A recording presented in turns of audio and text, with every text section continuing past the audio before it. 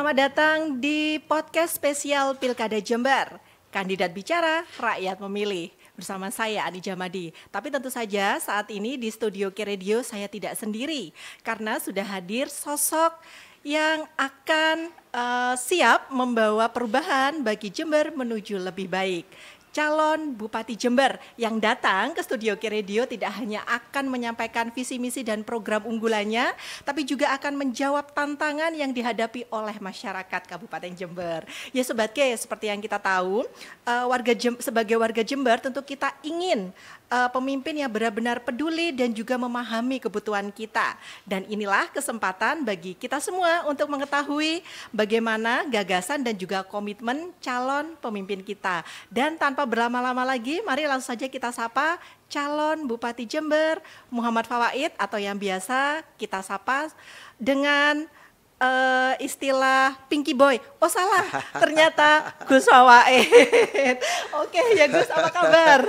Alhamdulillah baik Mbak, sehat ya? Alhamdulillah saya sehat. Begitu juga Gus Fawaid dengan warna pinknya. Bahkan tadi saya sempat ngobrol di luar sana bahwa sudah dijuluki sebagai Pinky Boy ini ya. Oke, selain Gus Fawaid memang nama beliau yang sudah lazim kita kenal juga sekarang istilahnya Pinky Boy. Pinky Boy. Oke Gus, ini kan bagaimanapun tahapan pilkada saat ini sudah memasuki tahapan kampanye. Jadi sudah selayaknya kita masyarakat Kabupaten Jember tahu sosok yang akan memimpin kita selama kurang lebih 5 tahun ke depan, visi misinya apa gitu. Tapi yang lebih menarik mungkin selain kita ngomong tentang visi misi, boleh dong kita nanti mengulik sesuatu yang menarik yang memang pantas untuk kita ulik. Oke Gus, ini cerita sedikit dong Gus tentang kira-kira Gus Fawaid ini kalau dalam keseharian hobinya apa sih Gus? Ya, saya sih normal-normal saja ya Mbak. Cuman mungkin saya punya hobi yang hampir kalau saya pulang ke rumah, karena memang waktu kami ini kan muter-muter sebagai politisi, sebagai anggota DPRD Jawa Timur dari 2014 sampai 2024, kami sering menghabiskan waktu di dapil dan acara kedinasan. Ketika kami di rumah, kami ya kumpul sama istri, kumpul sama anak-anak, dan biasanya kalau keluar kami pergi ke toko buku. Kami di sana membeli, membaca, melihat buku-buku yang terbaru. Walaupun mungkin anak saya masih kecil sekali, saya biasakan saja, saya sama istri saya biasakan untuk main ke toko buku karena kami punya hobi yang sama ya. Saya sama istri ini sama-sama suka beli buku. Urusan baca urusan nomor sekian gitu. Tapi kami sering baca lah. Paling tidak saya, istri, karena memang kami teman kuliah, kami suka baca, suka ngoleksi buku yang terbaru, baik yang nasional maupun internasional. Oke, ini bicara tentang istri, sosok seorang Gus Fawaid itu rasanya penasaran sekali ya. Coba mungkin bagaimana kalau nanti ada sesi yang kita bisa menghadirkan sosoknya yang mendampingi seorang Gus Fawaid selain Pak Joko Susanto, pastinya ada Ibu. Nah mungkin nanti akan kita hadirkan di sini untuk kejutan buat masyarakat di Kabupaten Jember dan juga Sobat K ini. Oh ya itu tadi kalau untuk hobi sebenarnya sangat seperti manusia pada umumnya ya. Seperti kita jadi belanja dengan anak, dengan istri belanja kayak dan gitu. Dan saya suka baca memang. Oke, sangat suka membaca. Jadi karena abah saya itu kan orang pesantren. Beliau selalu mengajarkan saya untuk tetap membaca, semangat membaca dimanapun, apapun boleh dibaca. Apalagi kami kebetulan orang pesantren ya, Al-Quran pertama kali turun ayatnya Iqra, bacalah, maka insya Allah saya, keluarga, istri dan saya coba tularkan ke anak-anak untuk suka membaca. Boleh salah kata abah saya, yang penting tetap harus membaca. Karena pada ujungnya pasti akan benar dengan banyak membaca. Dan mungkin kita mungkin kalau kita mau keliling dunia, kita perlu waktu, perlu biaya. Kalau kita harus keliling-keliling dunia, tapi kita bisa keliling dunia dengan di rumah. Caranya harus membaca. Kalau dulu membaca buku, membaca kitab, membaca jurnal. Hari ini kita punya gadget dan lain sebagainya ya, yang bisa membaca seisi dunia dari gadget. Intinya saya dan keluarga membiasakan suka membaca. Oke, membuka jendela dunia melalui membaca. Oke, itu tadi dari hobi Gus. Ya. Kalau terkait dengan pendidikan sendiri, seperti yang saya tahu kalau Gus Fawaid ini kan sudah menyelesaikan S1, S2 kayak gitu. Kalau boleh tahu kita sebelum ngomong ke S3, S2-nya Gus, beberapa waktu yang lalu Gus Fawaid sudah berhasil menyelesaikan program magister dan sudah mendapat gelar Magister MSc, MSc, Master of Science. Master of Science gitu. Kalau boleh tahu saat itu tesisnya itu mengangkat tema tentang apa sih, Gus? Ya, sebelumnya saya anak desa, Mbak. Saya SD-nya di desa, saya MTS aliyahnya di desa, di ujung barat Kabupaten Jember, Kecamatan Jombang, Desa Uringin Agung. Jadi saya orang pelosok sok-sok. Baru setelah itu saya melanjutkan kuliah di Surabaya. S1 saya di Fakultas Ekonomika dan Bisnis Universitas Airlangga Surabaya. Tahun 2005 saya 3 tahun setengah, alhamdulillah. Kemudian saya di awal 2010 saya melanjutkan kuliah ke Jogja di Universitas Gadjah Mada di Fakultas Ekonomika dan Bisnis. Dan kebetulan saya pada waktu itu juga selesai 1,5 tahun, alhamdulillah. Jadi S1 saya 3,5, S2 saya 1,5, dan kemudian pada waktu itu saya dibimbing oleh seorang yang waktu saya S1 saya mengidolakan beliau, Profesor Dr. Mudrajat Kuncoro. Beliau memang fokus menangani terkait masalah daerah. Buku-bukunya pun banyak yang membahas terkait ekonomi daerah. Sehingga saya pada waktu S2 kemarin, saya di Gadjah Mada, saya mengambil sebuah tesis yang berkaitan dengan masalah ketimpangan pendapatan. Ketimpangan pendapatan. Maka kita lihat hari ini bahwa Indonesia adalah negara yang mementingkan pertumbuhan ekonomi tetapi tidak melupakan terkait masalah pemerataan ekonomi, pemerataan pendapatan, karena itu berada dalam asas Pancasila, keadilan sosial bagi seluruh rakyat Indonesia. Maka saya memang sengaja menulis tentang masalah ketimpangan pendapatan khususnya di daerah-daerah, dan saya memang lebih fokus di Jawa Timur, termasuk Jember dalamnya. Maka saya tidak heran ketika hari ini pertumbuhan ekonomi, kue ekonomi kita makin lama makin tinggi, tapi justru yang menikmati kue ekonomi kita di Jember ini makin lama makin sedikit. Akhirnya katanya Bang Haji Roma Irama, yang kaya makin kaya, yang miskin makin miskin. Nah, kita melihat hari ini ketimpangan pendapatan di Jember tahun 2002 ke 2023 makin lama makin tinggi. Dilihat dari contoh indikatornya adalah indeks Gini, angka indeks Gini yang semakin tinggi, dan itu menandakan bahwa ketimpangan di Jember makin melebar. Yang menikmati kue ekonomi di Jember itu hanya segelintir orang, tetapi mayoritas masyarakat Jember tidak menikmati. Akhirnya ketimpangan tinggi, ketimpangan makin melebar, kemiskinan juga makin tinggi. Kita lihat hari ini kemiskinan di Jember nomor 2 terbanyak. Dibanding tahun 2019, tahun 2020, dibanding tahun 2024, kemiskinan kita hanya turun tipis saja. Padahal yang kita lihat bahwa anggaran APBD kita ini berapa triliun kalau mau ditotal dari tahun 2020 sampai tahun 2024. Triliunan, bahkan kita ini salah satu APBD yang terbesar di ujung timur Pulau Jawa.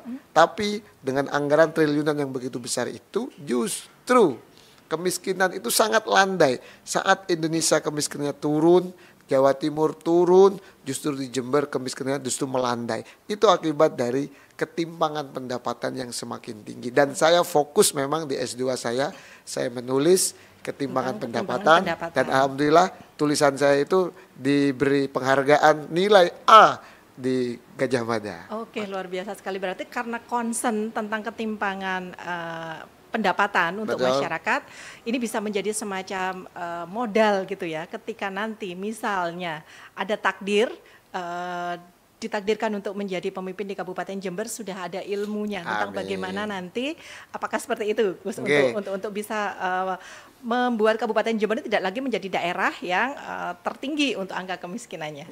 Jadi memang saya dari pertama kali kuliah S1, saya ingin nulis mulai dari skripsi, mulai saya bantu dosen untuk membantu beliau untuk melakukan riset dan lain sebagainya, bahkan sampai S2, saya selalu ingin menulis sesuatu yang berguna dan bermanfaat untuk masyarakat, khususnya masyarakat kabupaten saya, tanah kelahiran saya.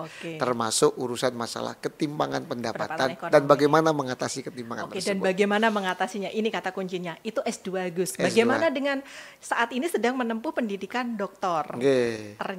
Sudah hampir selesai. Harusnya selesai nih, tapi agak tertunda karena harus ikut dalam meramaikan pilkada ini.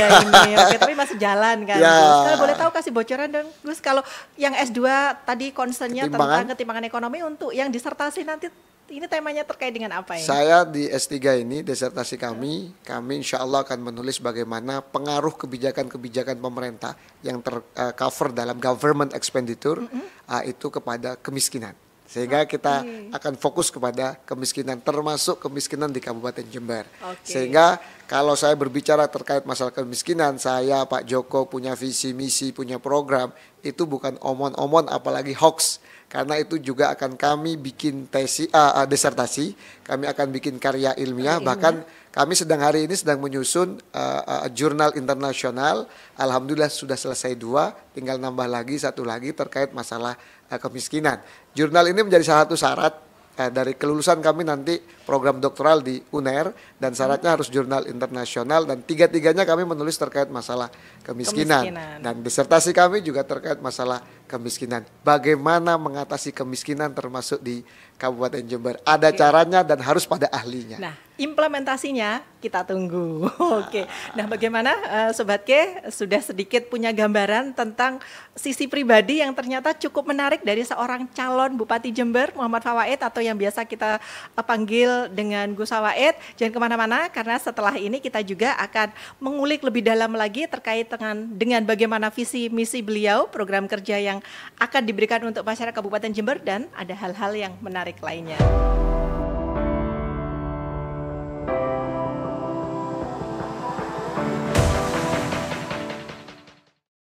Sobat K, kembali lagi di Kandidat Bicara Rakyat Memilih, podcast spesial Pilkada Jember, dan sudah ada calon Bupati Jember nomor urut 2 yang saat ini ada di studio K-Radio. Kita melanjut yang tadi nih, Gus Fawaid. Saya menarik nomor urut 2. Oke. Ya, karena kemarin ada 2 kandidat. Kebetulan Gus Fawaid ini ketika memilih nomor urut dengan pasangan 2. Gus Fawaid, yaitu Pak Joko Susanto, dapat nomor urut 2. Oh ya, mungkin kita sampaikan ke Sobat K ya, Gus Fawaid, kalau sebenarnya hari ini tuh sebenarnya calon wakil bupati yang akan mendampingi beliau, Pak Joko Susanto, juga rencananya harusnya berkenan hadir bersama kita. Cuman karena ada tugas, jadi beliau berbagi tugas dengan Gus Fawaid. Gus Fawaid datang ke sini dan Pak Joko bertugas di tempat yang lain. Itulah pasangan, saling melengkapi. Saling melengkapi. Senang sekali saya dengan quote-nya, pasangan adalah yang bisa saling melengkapi. Oke, bicara tentang pasangan, itu kan adalah sosok yang kita idolakan, itu pasangan. Tapi sebagai sosok seorang calon pemimpin, pasti seorang Gus Fawaid ini punya pemimpin yang itu juga diidolakan. Kalau boleh tahu dong Gus, spill ke kita, kalau bahasanya anak sekarang ya Gus, spill dong tentang sosok atau pemimpin yang diidolakan oleh Gus Fawaid, dan kenapa sampai mengidolakan beliau ini? Ya, yang paling saya idolakan hari ini adalah Pak Prabowo Subianto. Bukan karena beliau seorang ketua umum, tapi saya lihat beliau adalah seorang negarawan sejati.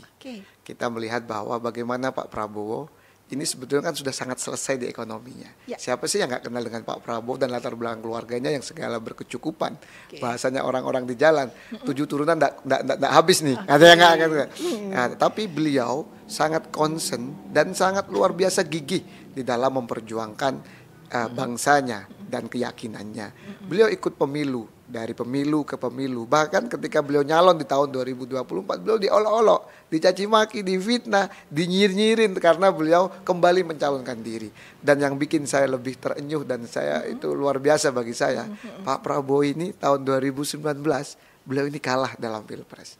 Tapi Prabowo Subianto rela bergabung bersama Pak Jokowi dan ikut menjadi pembantu orang yang mengalahkan. Awalnya sebagai kompetitornya. Awalnya sebagai kompetitornya 2014, 2019, tapi Pak Prabowo menyampaikan beliau rela menanggalkan egoisnya, beliau menjadi pembantu Presiden Jokowi. Demi apa? Demi bangsa dan negara. Dan pada waktu itu kami sebagai kader waktu itu sempat bertanya-tanya dan mungkin sedikit protes. Ini Pak, jangan dong Pak. Oh segitu kan, ini harga diri dong Pak. Tapi Pak Prabowo bilang, kita ingin tunjukkan pada dunia bahwa Indonesia adalah negara dengan jumlah penduduk besar, demokrasi, satu negara demokratis terbesar di dunia, dan menunjukkan pada dunia kedewasaan politik, kedewasaan berdemokrasi di Indonesia. Mbak, di Amerika, di United States of America, antara Joe Biden dan Donald Trump, ketika berkompetisi selesainya masih terbelah loh Mbak. Bahkan sampai hari ini, bahkan sampai Pilpres hari ini di Amerika, ada Donald Trump di sebelah kanan, ada Joe Biden yang walaupun mundur sekarang digantikan oleh Harris. Nah itu mereka tetap tidak ketemu loh Pak. Tapi di Indonesia Ada yang pemimpin yang bisa memberikan suri teladan dan betul. contoh Indonesia baik. tidak pernah mengaku bapak demokrasi, yang mengaku Amerika. Tetapi Indonesia memberikan tauladan, memberikan gambaran pada dunia bahwa ketika selesai kompetisi demi bangsa dan negara, ego masing-masing, kepentingan masing-masing, sakit masing-masing ditanggalkan, dan itu dilakukan oleh Pak Prabowo dan Pak Jokowi.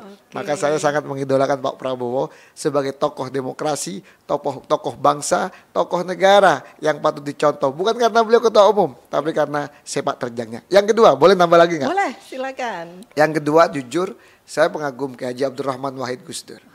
Makanya kenapa kami mengusung Semua Karena Cinta. Karena beliau ini sosok yang bisa menerima semuanya. Siapa yang tidak mencaci maki Gus Dur pada waktu itu? Siapa yang tidak menyalahkan Gus Dur? Siapa yang tidak menghina Gus Dur? Bahkan menuduh dan menghakimi Gus Dur. Tapi beliau balas dengan senyuman, beliau balas dengan lapang dada, beliau balas dengan sebuah sikap yang negarawan luar biasa. Dan sekarang buktinya beliau dibuktikan dicabut TAPS MPR terkait masalah penggulingan beliau sebagai presiden pada waktu itu yang dan dinyatakan tidak bersalah. Tapi pernah nggak ada kata-kata kasar dari beliau? Pernahkah ada statement kasar oleh beliau? Bahkan pada waktu itu saya ingat, saya masih kelas 6 SD ya Mbak, tahun 99, tahun 2000 saya masuk MTS, SMP. Itu saya masih ingat ketika banyak pendukungnya yang bergejolak, banyak pendukungnya yang tidak terima akan sikap politisi pada waktu itu, beliau bilang tenang, pulang ke rumah masing-masing. Maka itu yang menjadi inspirasi kami hari ini. Di slogan kami, dijelekin, dicuekin, difitnah, senyumin saja, sholawatin saja. Saya terinspirasi dari Kiai Haji Abdurrahman Wahid, tokoh bangsa, guru bangsa, dan tokoh idola saya. Luar biasa. Kalau dalam hal ini saya setuju, karena satu dari sosok seorang pemimpin, presiden saat ini terpilih Pak Prabowo, kita bisa belajar. Kita semua sebagai masyarakat Indonesia harusnya memang bisa mengambil contoh bahwa ketika kita jadi pemimpin, ego pribadi harus sudah ditanggalkan. Yang pertama adalah harus masyarakat. Harus masyarakat. Oke, dan untuk Gus Dur luar biasa. Beliau adalah bapak pluralisme di Indonesia, apapun dirangkul. Dan tadi mungkin kalau boleh saya sebut dari apa yang Gus Waid sampaikan di akhir tadi, satu kata dari saya, the power of love. The power of love. Dan itu saya terinspirasi dari Kiai Haji Abdurrahman Wahid dan Pak Prabowo Subianto. Sama-sama sabar dan sama-sama merangkul rakyatnya, tak pernah memukul, tapi justru mereka adalah merangkul. Oke, itu dua pemimpin yang cukup menjadi inspirasi oleh seorang Gus Waid. Tapi kalau boleh, apa sih Gus Waid itu punya tidak catatan terhadap praktik-praktik pemimpin dan juga kepemimpinan saat ini? Ya, jadi Mbak, pemimpin sama dengan profesi yang lainnya. Kalau pengen masuk ke kedokteran, ya harus masuk ke fakultas kedokteran. Kalau pengen menjadi ahli hukum, ya harus masuk di fakultas hukum. Lah, pemimpin juga ada sekolahnya. Sekolahnya di mana? Di partai politik. Karena partai adalah kawah candra di muka bagi calon-calon pemimpin masa depan. Partai adalah tempat penggemblengan bagi orang yang menjadi pemimpin baik level nasional, provinsi maupun daerah. Maka bagi saya, kalau pengen jadi pemimpin harus berproses di partai politik. Nggak fair dong ketika ada orang pengen jadi pemimpin tanpa pernah berproses di partai politik karena merasa takut kena stigma jelek, takut merasa takut kena prasangka jelek karena begini. Saya pikir itu resiko bagi seorang kader partai dan calon pemimpin. Disukain, tidak disukain itu resiko. Maka bagi saya ketika seorang pemimpin yang berproses di partai politik akan sangat berbeda dengan pemimpin yang tidak berproses di partai politik. Kelihatan Mbak hari ini bagaimana Jember. Jember ini adalah kabupaten dengan jumlah penduduk terbesar ketiga. Letaknya sangat strategis. Kita lumbung pangan dan lain sebagainya. Tetapi Mbak bisa lihat banyak proyek strategis nasional yang tidak dilalui dan tidak melalui Kabupaten Jember. Contoh adalah proyek tol. Tol era Pak Jokowi ini luar biasa. Saya apresiasi beliau. Beliau menyambungkan ujung barat Pulau Jawa dengan ujung timur Pulau Jawa. Dan ternyata tol tidak melalui Kabupaten Jember. Ini yang saya katakan lemahnya diplomasi pemerintahan kita. Seandainya mungkin ya, saya nggak menyalahkan masa lalu. Ini untuk ke depan. Seandainya pemimpin itu dilahirkan oleh partai politik, digembleng di partai politik, digodok di kawah candra di muka yang namanya partai politik, saya yakin pemimpin Jember akan mempunyai kemampuan untuk berdiplomasi, meyakinkan pemerintah yang atasnya, baik provinsi maupun pusat, sehingga membangun Jember dengan APBD tidak cukup. maka kita butuh bantuan provinsi dan pusat. Maka kita harus meyakinkan pemerintah provinsi dan pusat dengan keahlian yang kita godok di partai politik, sehingga akan banyak proyek strategis nasional yang akan melalui Kabupaten Jember, dan insya Allah Jember akan bisa berkembang lebih pesat. Karena kita lihat Banyuwangi saja 15 tahun yang lalu, 20 tahun yang lalu masih di bawah Jember. Jauh banget, bukan apa-apanya Jember. Tapi datanglah seorang pemimpin, kader partai politik, anak santri, anak desa, orang yang berproses di partai politik. Beliau bisa meyakinkan pemerintah pusat, membawa banyak hal dari APBN ke Banyuwangi, membawa program dari provinsi dan pusat ke Banyuwangi. Akhirnya hari ini Banyuwangi diakui tidak diakui, Banyuwangi menjadi kabupaten di ujung timur Pulau Jawa yang mempunyai perkembangan salah satu yang pesat. Oke, menurut Gus Fawaid berarti bisa disimpulkan kalau sosok seorang pemimpin akan sangat berdampak krusial terhadap sebuah daerah? Sangat berdampak. Oke. Bahkan saya mengutip sebagai orang pesantren, Imam Syafi'i, saya pernah diceritakan guru saya, ada satu orang bertamu kepada Imam Syafi'i dan bertanya, apa yang paling Anda inginkan? Beliau menjawab, kalau seandainya saya boleh berdoa dan doa itu dikabulkan oleh Tuhan, Imam Syafi'i dawuh, saya akan meminta pemimpin yang adil dan pemimpin yang sesuai dengan keilmuannya. Karena pengaruh pemimpin kepada daerah itu menentukan banyak hal, baik 5, 10, bahkan 20 tahun yang akan datang. Oke, nah ini saya izin mewakili pertanyaan yang banyak disampaikan oleh masyarakat Kabupaten Jember untuk seorang sosok Gus Fawaid. Muda, berprestasi, sudah jadi anggota legislatif, jadi wakil rakyat di Provinsi Jawa Timur 2 periode ya Gus ya. Mau 3. Mau yang ketiga dan secara suara kemarin juga terpilih seharusnya dilantik. Tapi kenapa sudah seorang jadi wakil rakyat gitu lah, sudah duduk menjabati sebuah posisi tertentu, memilih mencalonkan diri dan bertarung menjadi calon wakil bupati Kabupaten Jember, alasannya apa Gus? Ya Mbak, saya ini dibesarkan di lingkungan pesantren dan saya dibesarkan di lingkungan kampus. Kami aktivis yang selalu diajarkan bagaimana terkait masalah keadilan sosial, terkait masalah wong cilik, terkait masalah orang kecil. Kami diajarkan untuk tidak tenang-tenang saja ketika melihat ketidakadilan, melihat ketimpangan, dan melihat kemiskinan. Saat tetangga kami miskin, saat rakyat kami di Jember, di daerah kelahiran kami ketimpangan makin tinggi, apakah saya boleh tenang-tenang saja melihat itu? Apakah saya boleh karena saya sudah dapat jabatan sebagai anggota DPR provinsi, bahkan harusnya saya sekarang jadi pimpinan DPR, saya harus tenang-tenang saja menikmati gaji, menikmati semua fasilitas? Bagi saya, hati saya meronta-ronta untuk itu. Saya lebih baik mengorbankan zona nyaman saya, tapi saya bisa berbuat untuk masyarakat tanah kelahiran saya, kampung saya, Kabupaten Jember tercinta. Maka saya putuskan, saya pamit sama keluarga, saya pamit sama istri, saya pamit sama orang tua dan semua keluarga dan semua tim. Saya akan berjuang untuk Kabupaten Jember yang hari ini punya masalah ketimpangan tinggi, kemiskinan tinggi, pengangguran tinggi, stunting tinggi, angka kematian ibu tinggi, angka kematian bayi tinggi, dan masih banyak masalah yang tidak saya sebutkan, termasuk TBC yang juga tinggi, HIV juga yang tinggi. Saya akan berjuang untuk itu, walaupun saya harus mengorbankan zona nyaman saya. Oke, menarik, berarti karena panggilan hati. Tapi kembali lagi, ketika itu adalah sebuah panggilan hati, bicara tentang kompetensi, kalau boleh tahu, kalau ada orang yang di luar sana mungkin bertanya gitu, sebenarnya seorang Gus Fawaid ketika maju mencalonkan diri, apa kompetensi yang dimiliki oleh seorang Gus Fawaid? Prestasinya dalam hal kepemimpinan apa? Itu kan harus dijawab juga Gus. Nah, kira-kira untuk menjawab ini apa jawaban Gus Fawaid? Saya pikir itu bagian dari iklim demokrasi kita. Semua orang boleh berpendapat. Bahkan kadang-kadang saya juga tidak jarang dihina, difitnah dan lain sebagainya. Dan itu bagi saya sampaikan kepada tim, jangan ngosok, jangan ngamuk. Ya inilah demokrasi. Nah, maka bagi seorang yang demokratis ya harus menerima. Nah, saya orang yang lahir dan tinggal di pondok pesantren. Saya juga dibesarkan di kampus, di dunia akademik. Maka saya bisa sampai S1, S2 dan sekarang S3. Saya juga menjadi anggota DPRD termuda di tahun 2014 dan saya menjadi ketua komisi termuda di tahun 2019 dan saya menjadi ketua fraksi termuda di tahun 2021 dan harusnya hari ini saya menjadi pimpinan DPRD provinsi termuda di Jawa Timur. Saya sudah pernah mengabdi di DPRD provinsi Jawa Timur. masih banyak jejak digital kami, perjuangan kami, baik sebagai ketua komisi, baik sebagai ketua fraksi. Banyak sekali inisiatif kami yang diterima, termasuk masalah asuransi pertanian, termasuk masalah tunjangan untuk guru madin, termasuk tunjangan kepada para pesantren-pesantren. Dengan kami bersinergi dengan pemerintah Provinsi Jawa Timur, Ibu Khofifah, ada program OPOP dan lain sebagainya.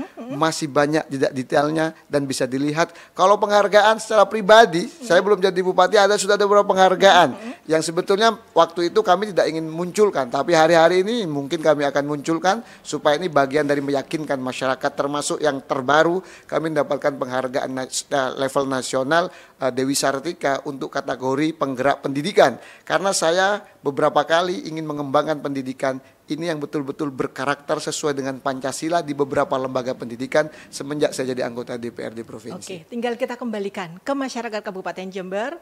Silahkan dibuktikan terkait dengan rekam jejak dan juga prestasi yang tadi sudah disampaikan. Apakah betul? Silahkan kepada masyarakat di Kabupaten Jember, buktikan sendiri. Dan untuk membuktikan itu, kita juga akan kembali ya Gus ya, sesaat lagi setelah yang berikut ini. Terima kasih.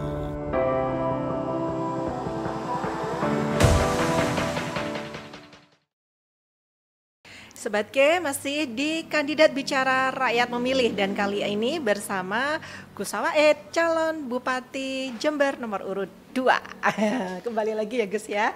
Tadi kan kita sudah bicara tentang tentang masalah-masalah yang berkaitan dengan di Kabupaten Jember yang ini menjadi semacam motivasi untuk seorang Gus Sawaid yang beliau ini sudah menjadi legislator yang cukup sukses dan akhirnya mau meninggalkan itu semua dan sekarang bertarung di pilkada untuk memperjuangkan masyarakat di Kabupaten Jember gitu. Nah, kalau boleh tahu menjadi seorang calon bupati ini kan pasti ada program-program unggulan dan juga visi misi.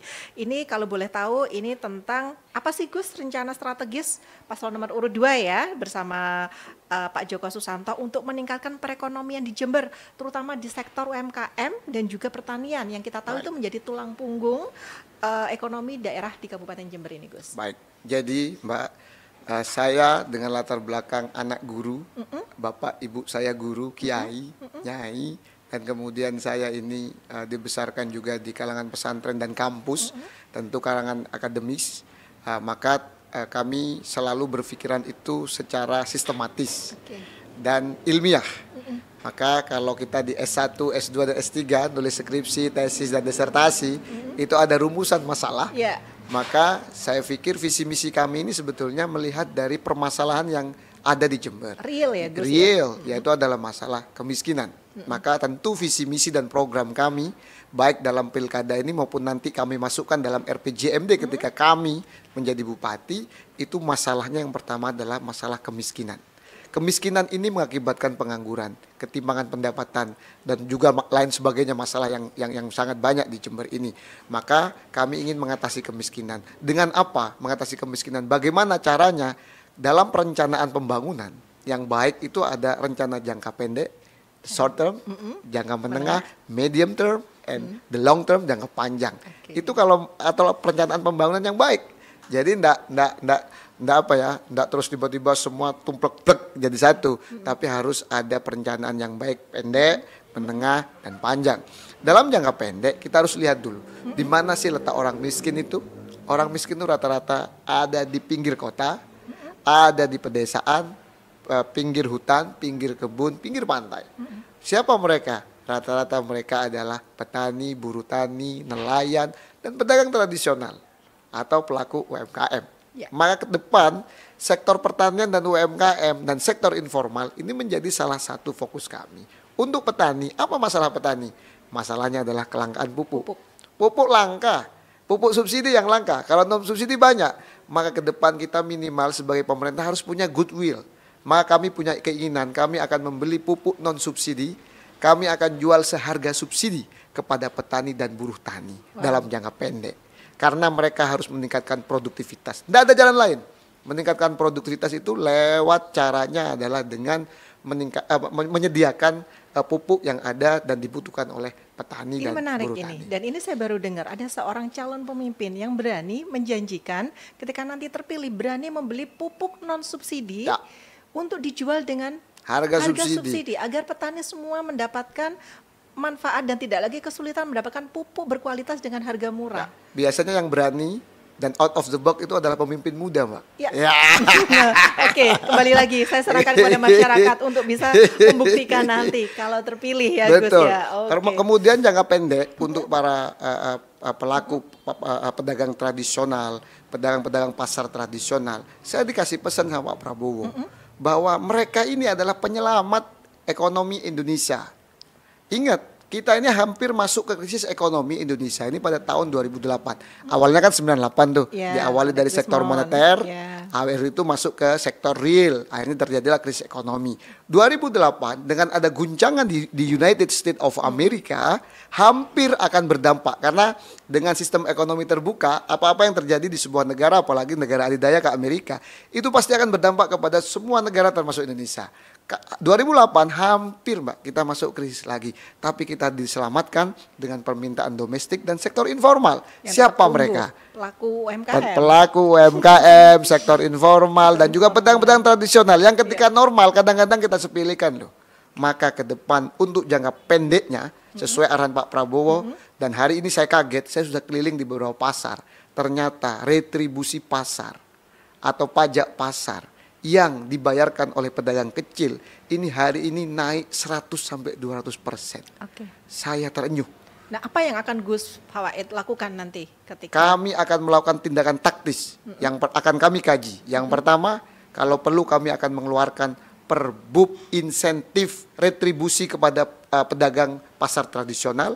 Kalau perlu, karena kebetulan fraksi Gerindra hari ini menjadi ketua DPRD dan partai koalisi kami ini banyak di DPRD Jember, kami akan meminta segera melakukan revisi perda terkait retribusi pasar. Kembalikan lagi seperti semula. Jangan beratkan para pedagang tradisional, pasar-pasar tradisional. Mereka ini sudah berat. Jangan diberatkan. Mungkin kecil bagi kita kenaikan 100-200% ya, 5.000, 10.000, mungkin kecil. Tapi bagi mereka berat.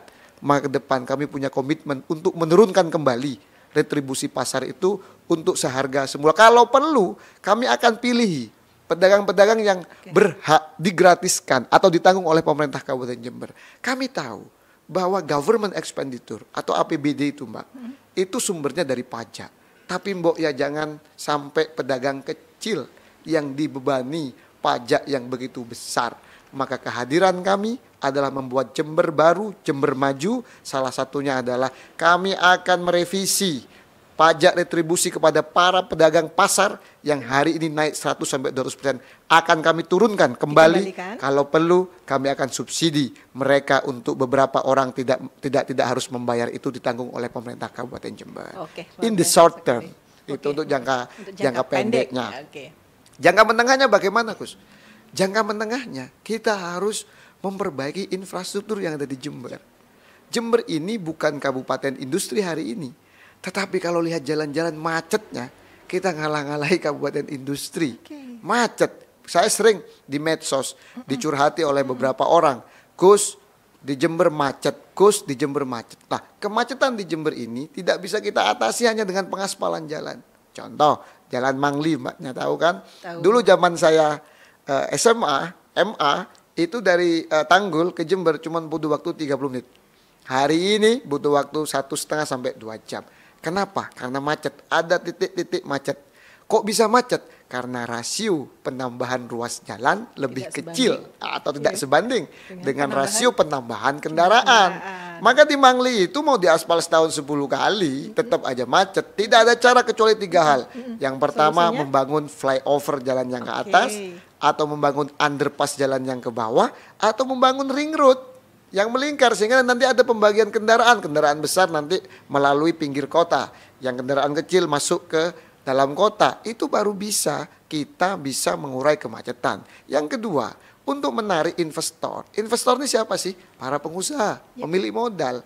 Maka mereka harus nyaman dulu dan gampang datang ke Jember. Sekarang saya ada testimoni beberapa orang yang asli Jember, Gus, saya itu kalau pulang kampung itu agak sedikit malas. Kenapa? Kita dari Jakarta ke Surabaya itu naik pesawat turun ke Surabaya. Dari Surabaya ke Jember bisa butuh 3-4, kalau macet bisa 6 jam. Lah, orang yang asli Jember saja agak sedikit males. pulang ke Jember waktu mudik. Lo apalagi pengusaha yang mereka punya modal, maka ke depan saya menginginkan bahwa Bandara Jember harus hidup kembali yang hari ini bandaranya mati.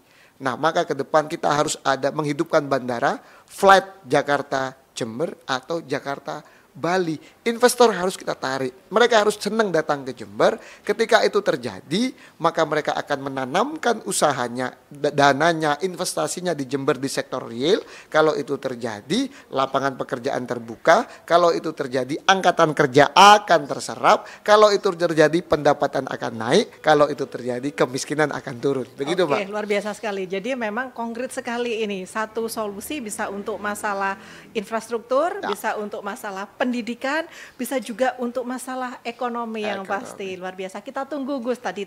Salah satu yang akan saya tunggu ini sebagai saya seorang masyarakat Jember perwakilan, boleh ya Gus ya, saya menganggap diri saya perwakilan Jember, bandara di Jember nih yang harus harapannya bisa lagi eksis agar kalau kemana-mana tidak lagi harus ke Banyuwangi, tidak harus lagu ke Surabaya. Dan untuk jangka panjangnya Mbak, tadi kan jangka pendek, menengah, tinggal satu nih untuk jangka panjang. Jangka panjangnya in the long term untuk mengatasi kemiskinan, tidak ada cara lain kecuali lewat jalur pendidikan. Ibu Faidah berhasil memberikan beasiswa sebesar 12 sampai 13 ribu kepada anak-anak di Jember. Hari ini kita lihat tidak sampai berapa, 5 ribu, 4 ribu. Kalau Gus Fawek terpilih nanti, kami punya komitmen akan memberikan beasiswa 20 ribu kepada anak-anak di Kabupaten Jember. Bukan cuman biaya kuliahnya saja, tetapi biaya hidupnya akan kita support, akan kita subsidi kepada anak-anak Jember kuliah di seluruh Indonesia, terutama yang ada di Kabupaten Jember. Kemudian jangan salah, Jember ini bukan cuma ada lembaga pendidikan umum saja. Jember ini jumlah pondoknya terbanyak seluruh Indonesia. Maka ketika di era Pak Jalal ada bantuan operasional kepada pondok pesantren 10 juta, ke depan kami akan lakukan kembali. Kami akan memberikan bantuan operasional kepada pondok pesantren sebesar 20 juta. Kemudian ada lagi Madrasah Diniyah. Karena Jember ini enak sebetulnya. Ada lembaga umum, ada lembaga keagamaan. Dan itu sesuai dengan lagu kebangsaan kita. Bangunlah jiwanya, bangunlah badannya. Ada Madin, Madrasah Diniyah. Madrasah Diniyah ini ada Bosda Madin dari pemerintah provinsi. Ini kita seluruh Jawa Timur dikasih bantuan Bosda Madin selama 6 bulan. 6 bulan sisanya diharapkan dari pemerintah kabupaten. Lumajang, kabupaten sebelah kita mampu menambahi 6 bulan sisanya. Sehingga guru Madin di sana, Bosda Madin bisa full 12 bulan. Di Jember cuma 6 bulan kita nggak bisa nambahi. Komitmen saya ke depan, Bosda Madin akan saya tambahi 6 bulan dari provinsi, 6 bulan dari pemerintah Kabupaten Jember. Full 1 tahun. Dan yang terakhir, guru ngaji Mbak. Ingat, guru ngaji itu ya Insya Allah. Guru yang selalu setiap hari memikirkan dan mengajarkan tanpa bayaran yang layak. Mereka tanpa bayaran tetap akan jalan. Tapi sebagai pemerintah yang baik kita harus perhatikan mereka. Guru ngaji nih Mbak, zaman Ibu Faidah, zaman Pak Jalal, mereka happy, mereka bahagia, mereka dapat tunjangan. Hari ini mereka sudah lama tidak dapat tunjangan. Mereka sudah lama tidak merasakan perhatian pemerintah. Maka era kami ke depan, guru ngaji harus kita perhatikan. Tunjangannya mereka harus diberikan, jangan dipermainkan mereka. Nanti takut kualat Mbak. Karena mereka itu orang yang ikhlas mengajar tanpa pamrih. Tapi pemerintah yang baik harus memberikan perhatian kepada mereka. Ke depan tunjangan harus diberikan. Dan yang terpenting kemudahan dan kelayaan. Mereka jangan dibikin susah. Nanti di awal tahun suruh ngurus administrasi, sampai akhir tahun tidak ada tunjangannya, bahkan sampai ganti tahun. Dari awal lagi. Maka komitmen kami, tunjangannya kami berikan, kami naikkan, pemberiannya harus mudah dan penyerahannya harus layak. Jangan bikin mereka itu susah, karena mereka itu yang mengajarkan anak-anak kita terkait moral dan terkait pembangunan jiwa anak-anak dan generasi masa depan Kabupaten Jember. Oke, ini komitmen ya Gus ya. Komitmen yang oleh masyarakat Kabupaten Jember bisa dirasakan ketika misalnya nanti terpilih gitu. Tapi itu tadi menjadi semacam sebuah gambaran tentang apa sebenarnya program-program yang ditawarkan oleh paslon nomor urut 2 bagi masyarakat Kabupaten Jember yang sekaligus itu menjawab sebuah persoalan yang saat ini terjadi di masyarakat. Jangan kemana-mana karena setelah ini kita akan memberikan kejutan. Seperti apa itu kita tunggu setelah ini.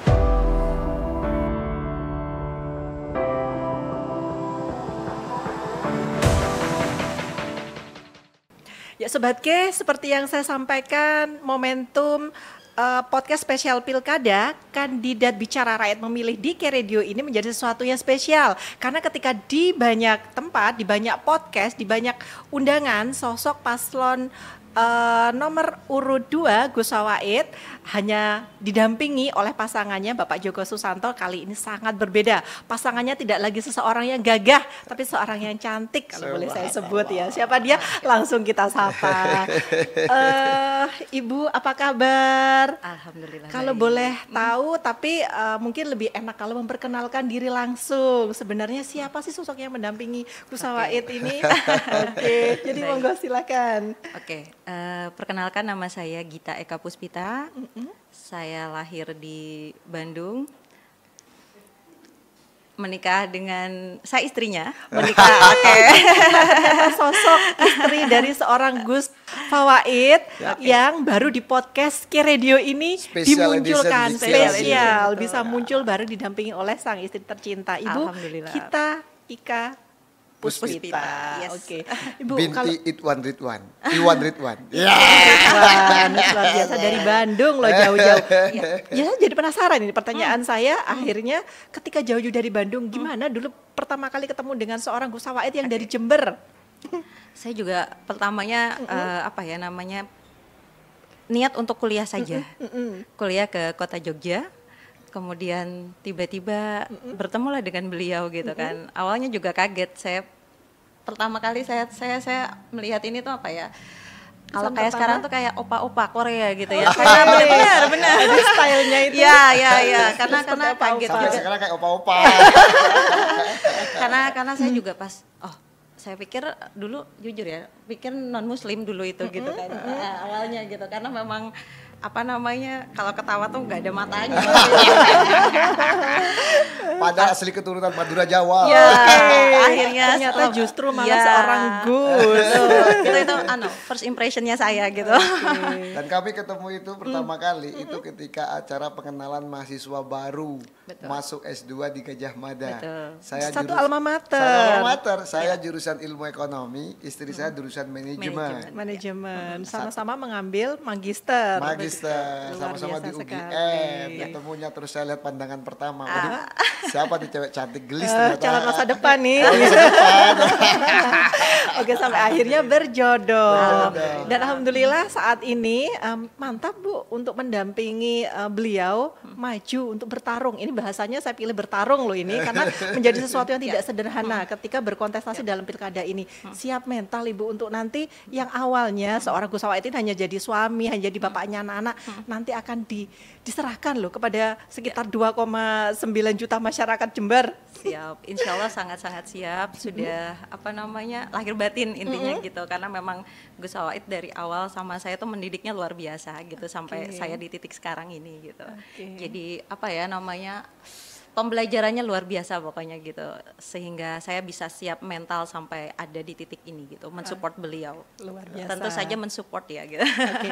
Akhirnya saya paham sekarang sebuah kalimat bijak yang selama ini banyak dikatakan orang bahwa di balik sosok laki-laki yang hebat pasti ada istri di belakangnya yang support luar biasa. Ya, jadi memang istri saya ini spesialis belakang layar. Jadi apa-apa yang saya lakukan sebetulnya banyak yang itu saya terinspirasi dari ide-ide seorang Gita Eka Puspita. Apa itu Gus kalau boleh tahu contohnya? Contoh, seperti yang sekarang warna yang saya pakai. Pink Atau merah yang muda. Oke, Ini merah juga muda. usul dan hasil diskusi saya dengan istri. Luar Dan biasa. alhamdulillah sangat diterima oleh masyarakat. Dan saat ini menjadi semacam warna ikonik loh. Kalau sudah Ikonik. warna pink 02. Kemudian Oke. yang kedua juga slogan semua karena cinta atau cinta kasih. Itu juga hasil diskusi saya dengan istri. Artinya saya banyak sekali dapat inspirasi dari seorang istri yang memang dia S1 S2-nya ekonomi ya, dan S2-nya dia fokusnya dan nulis tesisnya itu terkait masalah marketing. sehingga sudah sejalan lah dengan saya untuk memberikan ide-ide bagus sehingga saya bisa pada level ini.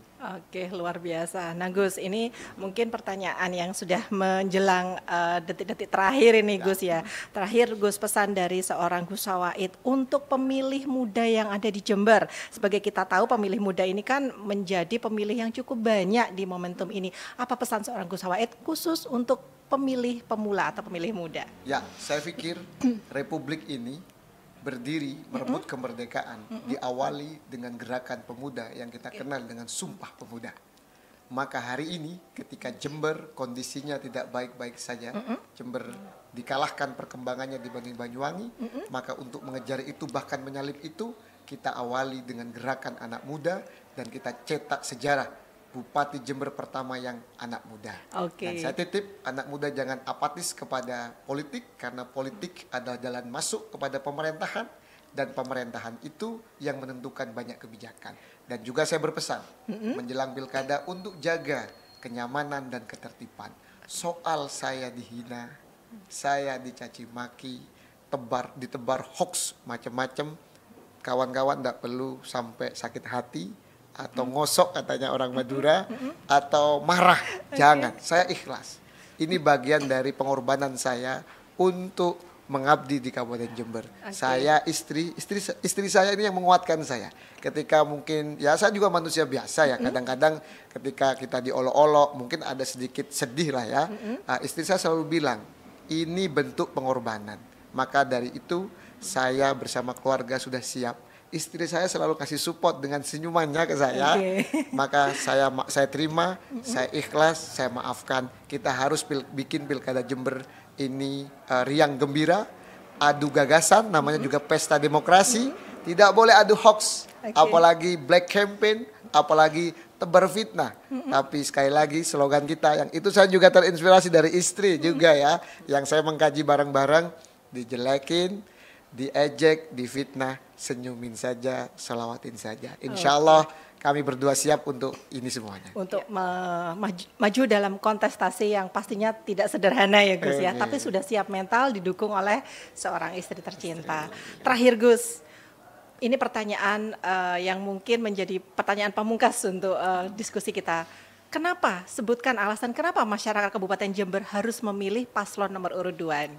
Karena Jember harus lebih maju dibanding hari ini. Oke, satu kalimat cukup menggambarkan semua. Karena Jember harus lebih maju daripada hari ini. Luar biasa, itu sekaligus menjadi doa kita bersama.